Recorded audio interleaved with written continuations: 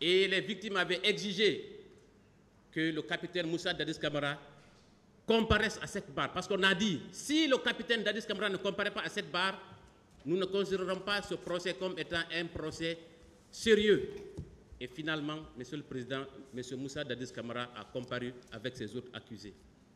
Eh bien, s'ouvre le procès enfin, en présence de toutes les victimes, à la face du monde, Monsieur le Président.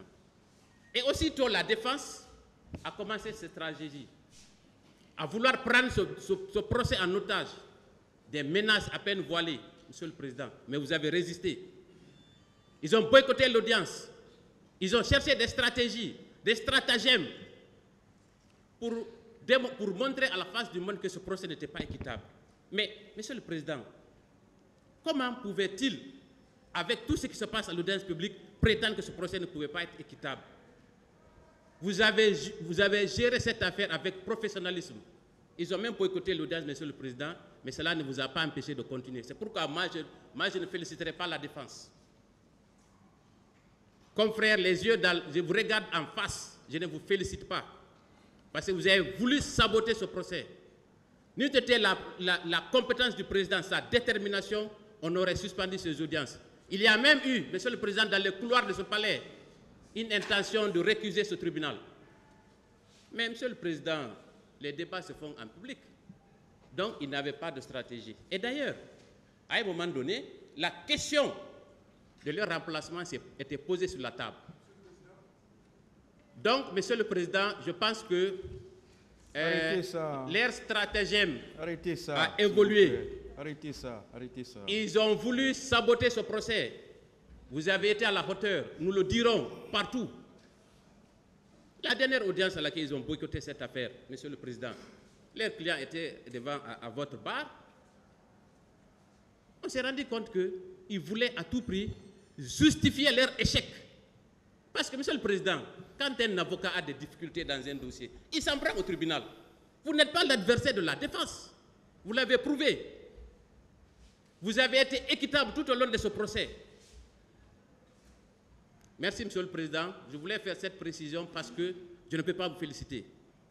Certains acteurs ont tenté de faire de ce prétoire une tribune où il faut prôner des idées qui rabaissent la République et blessent la nation. Heureusement que vous étiez là, Monsieur le Président, pour rappeler à certains et poser des interdits qui ont finalement canalisé la plupart d'entre eux. Vous étiez même obligé, Monsieur le Président, à cette phase sacrée du procès pénal où on ne doit pas interrompre un avocat ou le ministère public dans ses prises de parole, vous étiez obligé d'intervenir parce que la haine était trop. C'était de trop, Monsieur le Président. On s'est permis d'apostropher le capitaine Moussa Dadis Camara, d'employer des termes que je ne m'amuserai jamais à employer à l'égard de mon ennemi.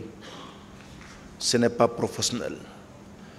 La loi régissant la profession d'avocat impose à tout avocat de s'exprimer partout et à tout moment avec mesure et modération.